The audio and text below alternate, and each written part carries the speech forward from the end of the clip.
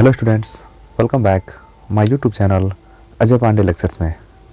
आज हम लोग क्लास 10th फिजिक्स में जो टॉपिक पढ़ने वाले हैं उसका नाम है यू भी तथा एफ में संबंध।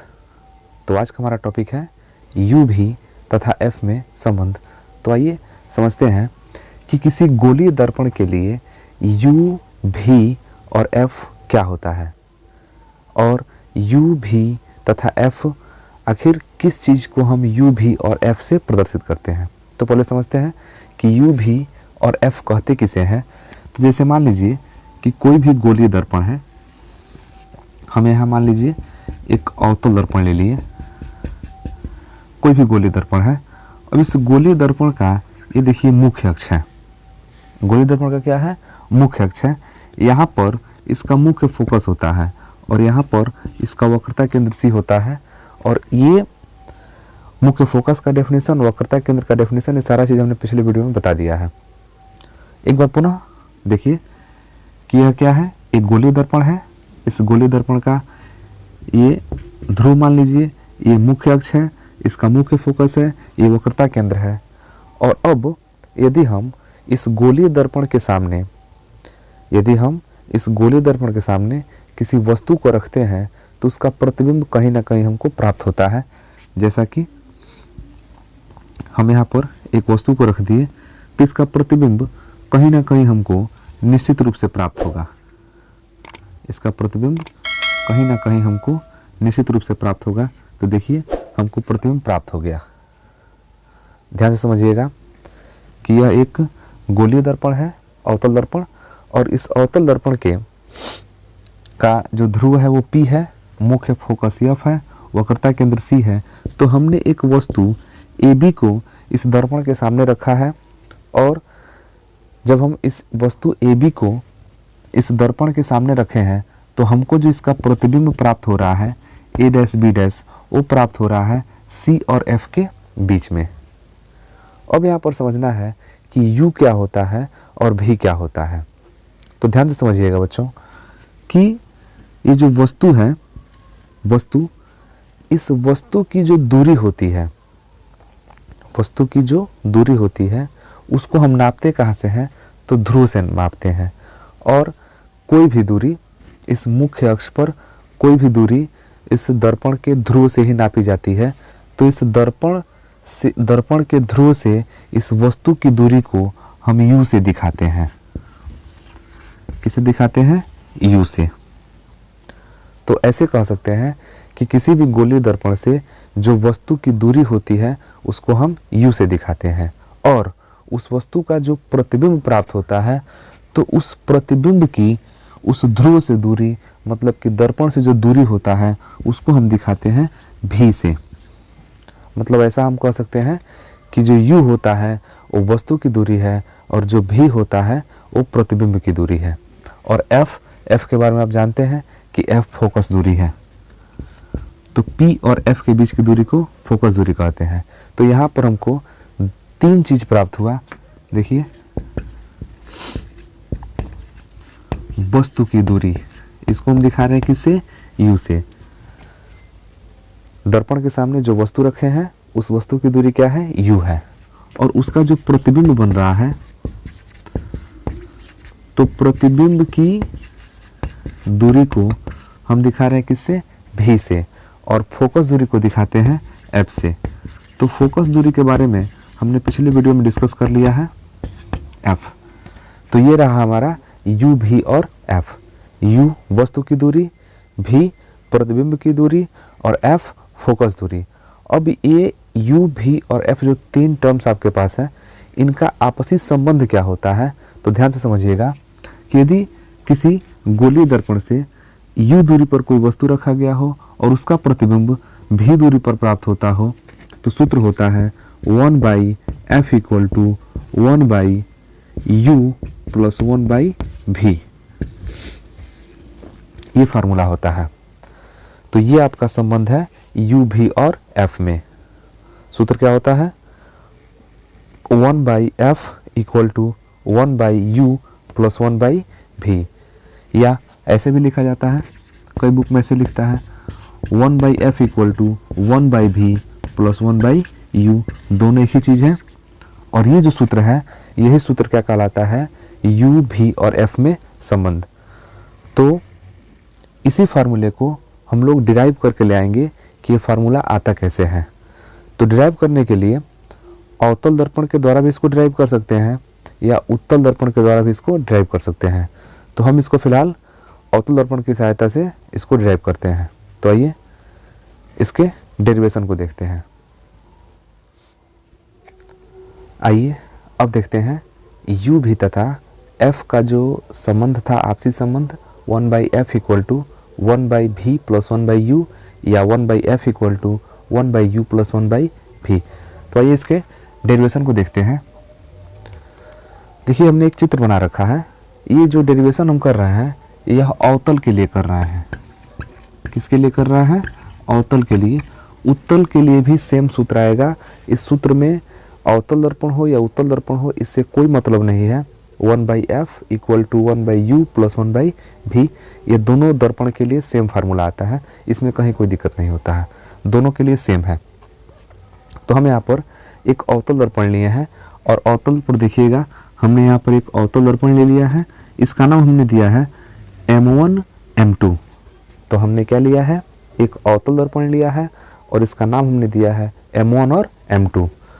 अब ध्यान दीजिएगा कि जो अवतल दर्पण हमने लिया है इसका जो ध्रुव है वो P है। देखिए इसका ध्रुव क्या है? P है। मुख्य फोकस F है। वक्रता केंद्र C है। देखिए एग्जाम में लिखते समय चित्र आपको ध्यान रखना है, चित्र को याद कर लेना है और इस चित्र को जब बनाएंगे तो इस चित्र के बारे में ही लिखना है। तो ये रटने वाला कोई चीज़ है नहीं, यहाँ पर केवल चित्र के बारे में ही लिख देना है। चित्र को आपको समझ लेना है और चित्र के बारे में ही लिखना है। लिखने का तरीका हम बता रहे हैं। देखिए लिखें कैसे कि माना M1 M2 एक अवतल दर्पण है। तो यहाँ पर हमने अवतल लिया तो हम अवतल लिखेंगे, लेकिन अगर आप उत्तल लिए होंगे तो वहाँ पर आप उत्तल लिखेंगे। तो माना M1 M2 एक अवतल दर्पण है जिसका ध्रुव P, मुख्य फोकस F तथा वक्रता केंद्र C है। वक्रता केंद्र C है। और अब ध्यान दीजिएगा कि इस दर्पण के ध्रुव से, मतलब कि दर्पण से U दूरी पर, देखिए ध्रुव है और U दूरी पर हमने एक वस्तु AB लिया है। यहाँ हमने दूरी को दिखाया है U। तो इस दर्पण से U दूरी पर हमने एक वस्तु लिया है। और जैसा कि आप लोग जानते हैं कि जब भी हम कोई वस्तु रखते हैं तो उसे जो प्रतिबिंब बनाना होता है तो एक किरण को मुख्य अक्ष के समांतर लेते हैं। और आप ये भी जानते हैं कि अवतल दर्पण में मुख्य अक्ष के समांतर आपतित किरण परावर्तन के पश्चात मुख्य फोकस से जाता है। तो ये आया मुख्य फोकस से, और एक प्रकाश किरण को वक्रता केंद्र पर लेंगे और वक्रता केंद्र पर जो प्रकाश किरण जाता है वो उसी मार्ग पर वापस लौट आता है। तो चूंकि दोनों किरणें यहाँ पर मिल रही हैं तो यहाँ पर जो प्रतिबिंब बना है वो बना है A' B'। तो हम वस्तु को लिए हैं U दूरी पर और जो हमारा प्रतिबिंब बना है वो बन रहा है V दूरी पर। तो वस्तु की दूरी यहाँ पर U है, प्रतिबिंब की दूरी कितना है? V है, और जो फोकस दूरी है वो F है। तो एक बार आप इस चित्र को ध्यानपूर्वक समझिएगा कि M1 M2 एक अवतल दर्पण है जिसका ध्रुव P, मुख्य फोकस F, वक्रता केंद्र C, और इस दर्पण से U दूरी पर हमने एक वस्तु AB लिया है U दूरी पर जिसका प्रतिबिंब V दूरी पर प्राप्त हो रहा है। और इस दर्पण का जो मुख्य ये दर्पण का जो फोकस दूरी है वो है F। तो अब इस चीज़ को एक बार हम लिखते हैं कि इसमें क्या क्या हमको पता है।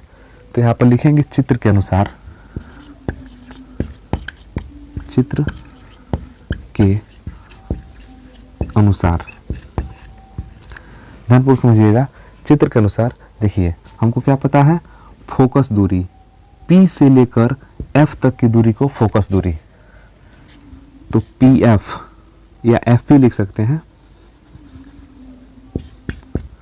FP क्या है?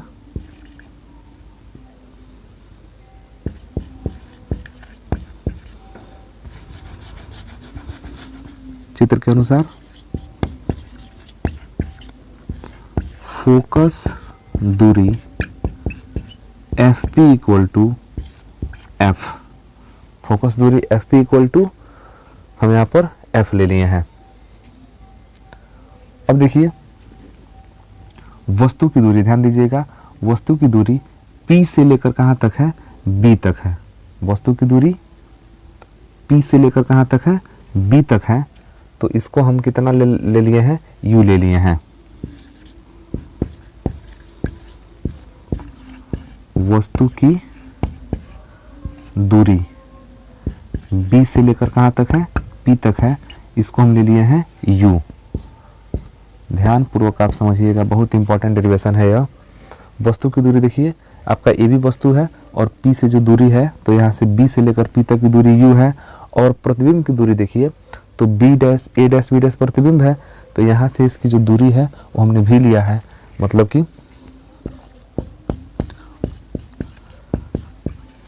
प्रतिबिंब की दूरी B dash P equal to भी। और एक चीज हम यहाँ पर लेते हैं, हम यहाँ पर ले रहे हैं वक्रता केंद्र।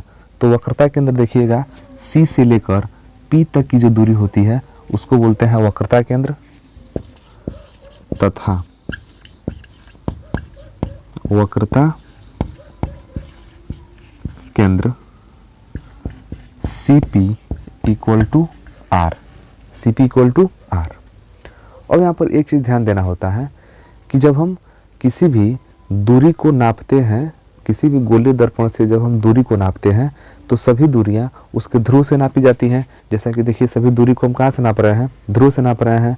अब ये ध्यान यह देना है कि किसी भी गोलीय दर्पण में ध्रुव के जो लेफ्ट साइड में दूरी नापी जाती है, ध्रुव के लेफ्ट साइड में वो निगेटिव होता है, और ध्रुव के राइट साइड में जो दूरी नापते हैं वो पॉजिटिव होता है। तो यहाँ चूंकि सारी दूरियां हम ध्रुव के लेफ्ट में नापे हैं, लेफ्ट में ही लिए हैं, तो सारा का सारा निगेटिव होगा। तो ध्यान दीजिएगा, F भी निगेटिव, U भी निगेटिव, V भी निगेटिव और R भी निगेटिव। तो इस चीज़ को ध्यान रखना है कि जो भी दूरी हम ध्रुव के लेफ्ट में नापते हैं वो निगेटिव होता है, और जो भी दूरी हम ध्रुव के राइट में नापते हैं वो पॉजिटिव होता है। इसी प्रकार यदि कोई दूरी आप मुख्य अक्ष के ऊपर नाप रहे हैं तो धनात्मक होता है, और मुख्य अक्ष के नीचे नापते हैं तो वो ऋणात्मक होता है। तो चिन्हों का नियम है, इस नियम को आप विशेष तौर से ध्यान दीजिएगा। तो ये हमने चित्र के अनुसार लिख दिया, फोकस दूरी, वस्तु की दूरी, प्रतिबिंब की दूरी और वक्रता केंद्र। अब यहाँ पर इस चित्र में आपको दो त्रिभुज दिखाई देंगे, इस चित्र में दो त्रिभुज दिखाई देंगे, ध्यान दीजिएगा। एक त्रिभुज है ABC और एक त्रिभुज है A dash B dash C। ये दो त्रिभुज हैं, इन दोनों त्रिभुजों के बारे में लिखते हैं यहाँ पर। त्रिभुज ABC तथा त्रिभुज A dash B dash C में दो त्रिभुज है, त्रिभुज ABC और त्रिभुज A dash B dash C में। तो इन दोनों में देखा जाए तो यह कोण 90 डिग्री का, यहाँ यह कोण 90 डिग्री का। तो ये एक कोण दोनों में क्या हो गए, बराबर हो गए, क्योंकि वस्तु को हम लंबवत रखे हैं तो प्रतिबिंब भी ठीक उसे क्या बनेगा, लंबवत बनेगा। तो यहाँ पर लिखेंगे angle ABC equal to angle A dash B dash C। ध्यान दीजिएगा, angle ABC equal to angle A dash B dash C। ये दोनों बराबर है क्योंकि प्रत्येक कितना है, 90 डिग्री। तो इन दोनों त्रिभुजों में एक कोण बराबर हो गया।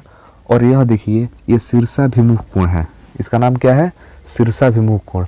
जब दो रेखाएं एक दूसरे को कहीं पर काटती हैं किसी बिंदु पर, तो जो आमने सामने के शीर्षाभिमुख कोण होते हैं वो क्या होते हैं, बराबर होते हैं। तो यहाँ पर हम लिख सकते हैं ACB, angle ACB equal to angle A dash C B dash, angle A dash C B dash. ये क्या है, शीर्षाभिमुख कोण है, और शीर्षाभिमुख कोण क्या होते हैं, बराबर होते हैं। तो ये जो दो त्रिभुज आपके पास मिला, इन दोनों त्रिभुजों में जब दो कोण बराबर हो गए तो तीसरा कोण स्वतः बराबर हो जाता है। और अब इन त्रिभुजों को हम बोलते हैं समकोणिक त्रिभुज या समरूप त्रिभुज भी कह सकते हैं। जब किसी त्रिभुज में जब किसी त्रिभुज में दो त्रिभुज हैं और पहले त्रिभुज के दो कोण दूसरे त्रिभुज के दो कोण के बराबर हो जाते हैं, तो पहले त्रिभुज का तीसरा कोण दूसरे त्रिभुज के तीसरे कोण के ठीक बराबर हो जाता है। मतलब दोनों त्रिभुजों के तीनों कोण आपस में क्या हो जाते हैं, बराबर हो जाते हैं। और जब ऐसा कंडीशन हो जाता है तो उसको हम बोलते हैं समकोणिक त्रिभुज या समरूप त्रिभुज। और समरूप त्रिभुज या समकोणिक त्रिभुज, इनके जो भुजाओं का अनुपात होता है वो बराबर होता है। तो यहाँ पर लिखेंगे, अतः त्रिभुज ABC समरूप त्रिभुज A', B', C या ऐसे कह सकते हैं कि ये समकोणिक है। तो जब ये समकोणिक है माने समरूप है, अर्थात यहाँ पर लिख सकते हैं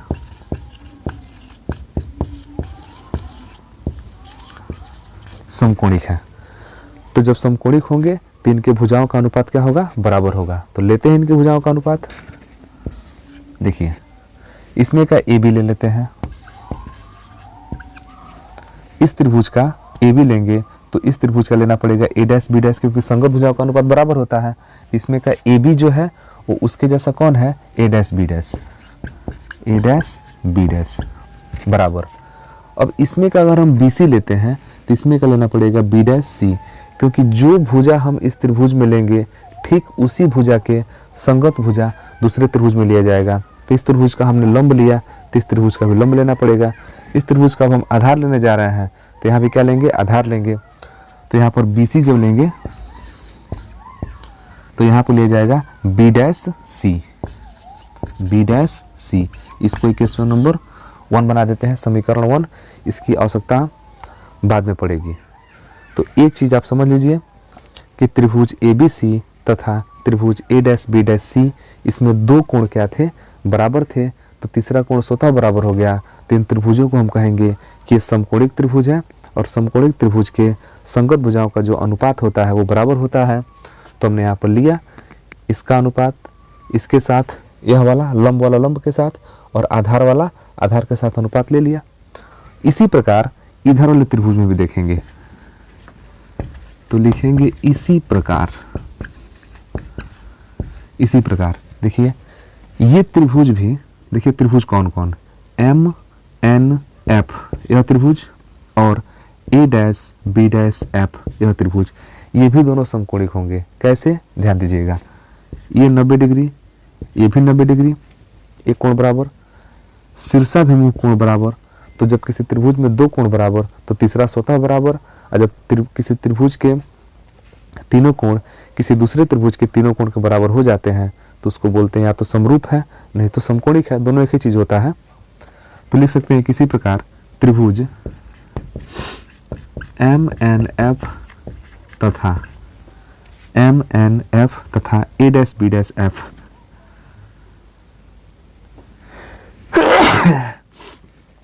तथा त्रिभुज A', B', F भी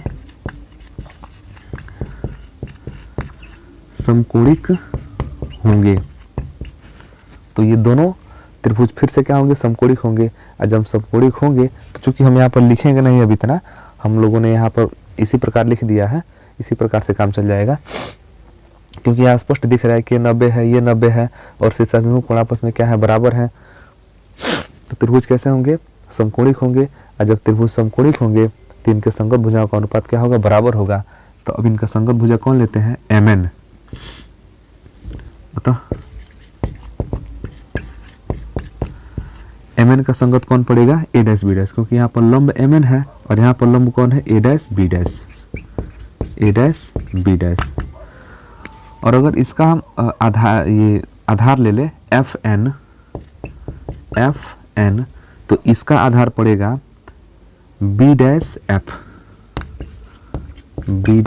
ध्यान दीजिएगा, लंब और लंब का अनुपात MN/A', B', और इधर FN लेंगे तो इधर लेना पड़ेगा B', F। अब ध्यान दीजिएगा कि जो यह MN है ये वास्तव में किसके बराबर है, AB के बराबर है।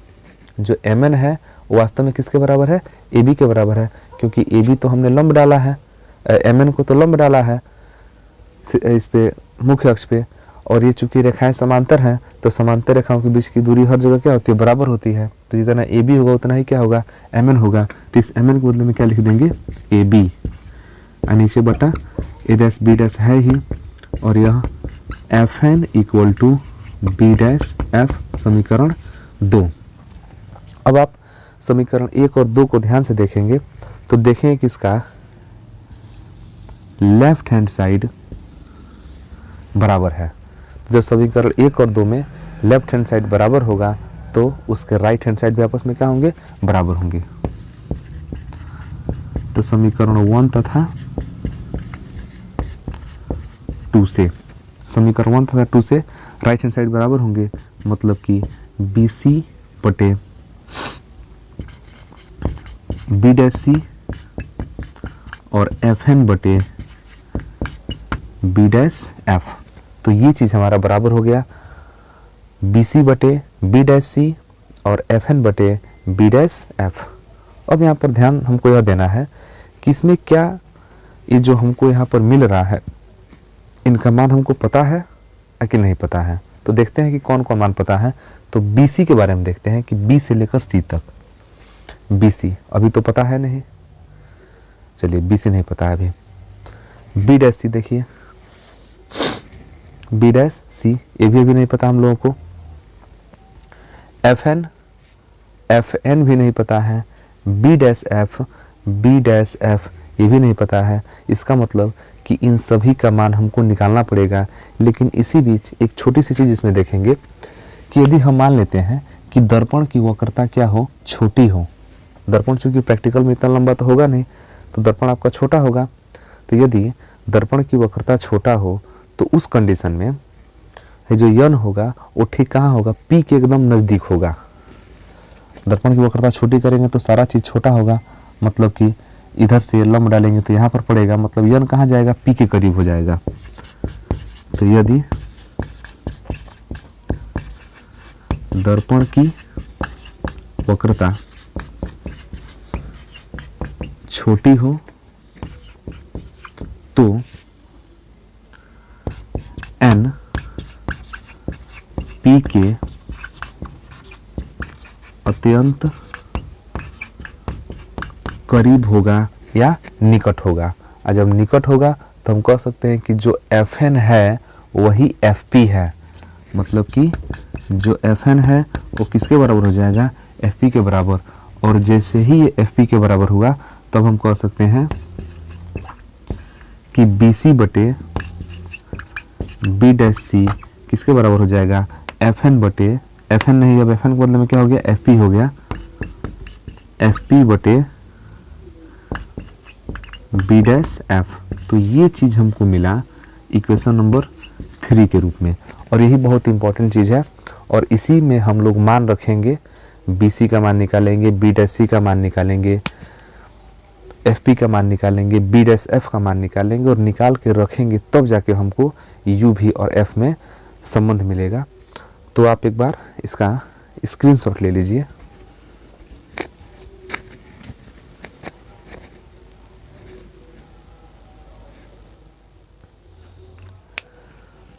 तो यहाँ हमको मिला समीकरण 3। अब देखिए समीकरण 3 इतना छोटा मिला है, बस इसी में हमको जो यहाँ पर रिक्वायर्ड हुआ है इसी का बस मान रख देना है, और मान रखेंगे हम लोग का फार्मूला आ जाएगा। तो एक बार देखते हैं कि बी से लेकर सी तक है क्या। तो देखिए बी से लेकर सी तक की दूरी हमको नहीं पता है, लेकिन ध्यान दीजिएगा, इसको निकालेंगे, थोड़ा सा दिमाग लगाते हैं कि बी से लेकर सी तक की दूरी हमको निकालना है।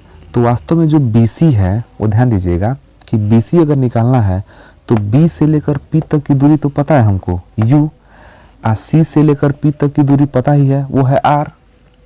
ध्यान दीजिएगा कि चूंकि लिख सकते हैं बी सी इक्वल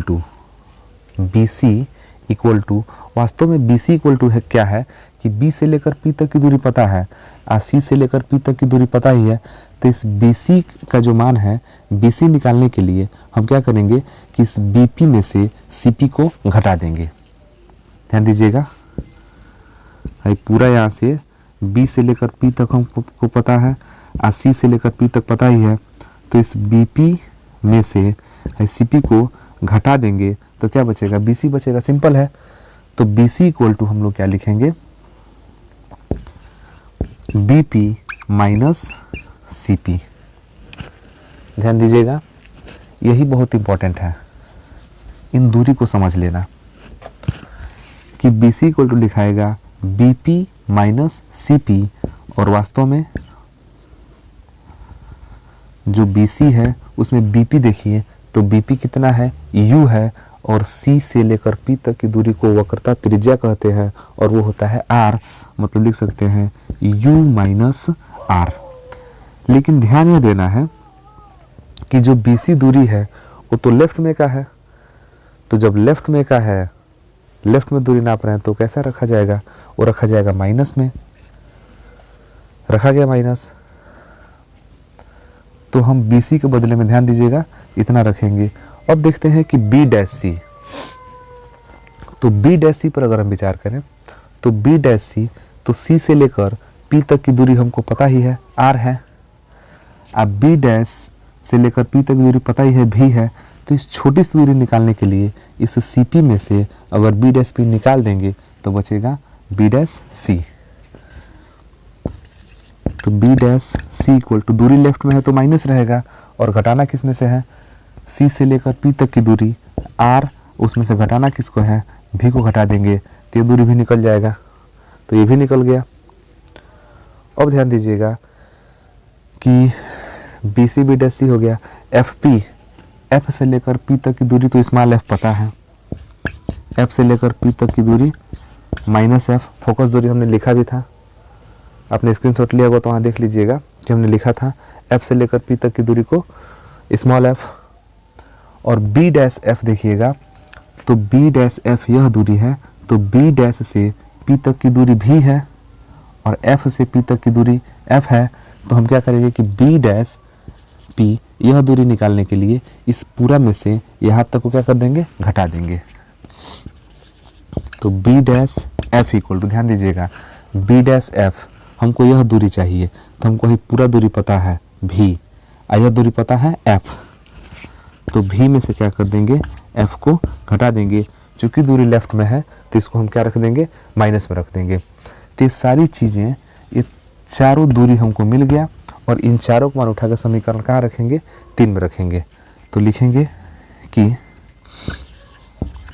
इन मानों को समीकरण 3 में रखने पर, तो जब इन मानों को समीकरण 3 में रखेंगे तो देखिए क्या मिलेगा, BC के बदले में माइनस U माइनस R रखा गया, बटे B डैश C के बदले में माइनस R माइनस V ये भी रखा गया, बराबर FP के बदले में माइनस F बटे B डैश F के बदले में माइनस V माइनस F। तो यहाँ देखेंगे कि सारा माइनस क्या हो गया, यहाँ पर पूरा का पूरा चिन्ह कट गया। अब जो बच गया उसका तिर्यक गुणा करेंगे, तो U माइनस R का गुणा होगा V माइनस F में, तो U माइनस R का गुणा होगा V माइनस F में, अब बराबर तिर्यक गुणा करेंगे तो F का गुणा होगा R माइनस V में, तो F का गुणा होगा R माइनस V में। और इसी को सॉल्व करना है, सॉल्व कीजिए। U का गुणा होगा V में, U का गुणा होगा F में, UF, R का गुणा होगा V में, R का गुणा होगा F में, तो माइनस प्लस RF, और इधर देखेंगे तो F का गुणा होगा R में, तो ये भी हो जाएगा RF, और F का गुणा होगा V में माइनस F भी। एक बार गुणा को पुनः समझिए, U का गुणा हुआ V में, U भी, यहाँ से एक बार यहाँ पर और एक बार यहाँ पर, दोनों में गुणा करा दिया गया। तो U का गुणा V में तो U भी, U का गुणा F में तो UF, R का गुणा V में तो R भी, R का गुणा F में तो RF, माइनस क्या हो गया, प्लस। इधर गुणा कराया गया, F का गुणा R में RF, एफ का गुणा भी में एफ भी, और दोनों तरफ से देखिएगा आर एफ कैंसिल, दोनों तरफ से आर एफ क्या हो गया, कट गया। अब देखिए क्या बच रहा है, यू भी यू एफ। अब देखिए इस फार्मूले में चूंकि हमको आर रखना नहीं है तो हम लोग फार्मूला इसके पिछले वीडियो में डिराइव किए थे कि आर इक्वल टू 2f।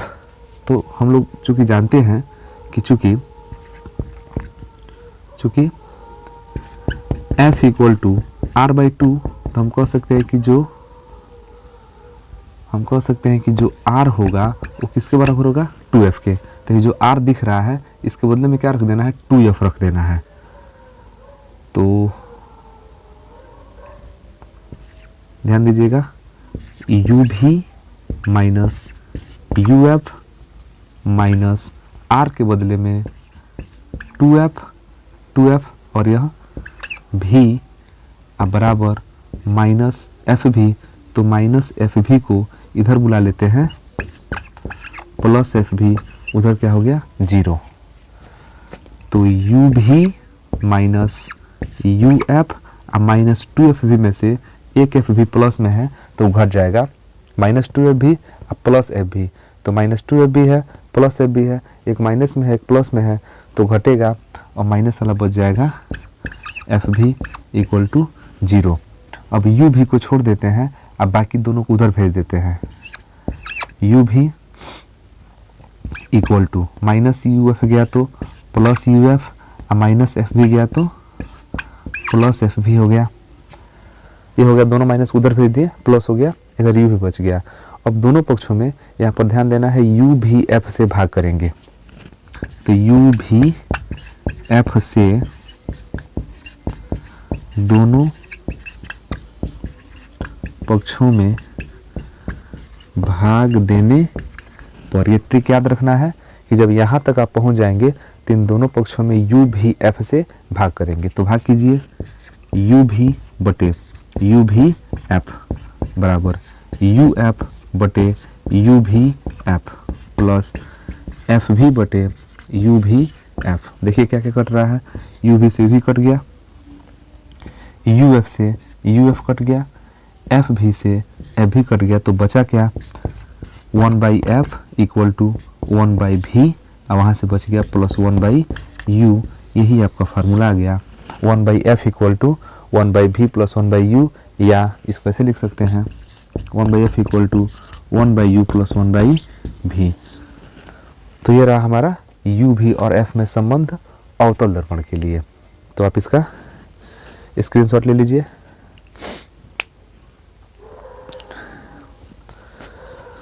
तो ये टॉपिक थोड़ा लंबा था लेकिन आसान था, टेक्निकल था।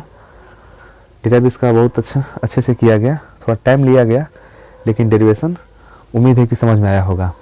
तो ये टॉपिक आपको कैसा लगा, कितना समझ में आया, ये हमें कमेंट बॉक्स में ज़रूर लिखिएगा। और इस लेसन में बस एक टॉपिक और रह गया है, रेखीय आवर्धन। हम लोग रेखीय आवर्धन पढ़ लेंगे तो प्रकाश का परावर्तन वाला जो पोर्शन है वो ख़त्म हो जाएगा, और इसके बाद शुरू होगा प्रकाश का अपवर्तन। तो एक लास्ट टॉपिक बचा है रेखीय आवर्धन।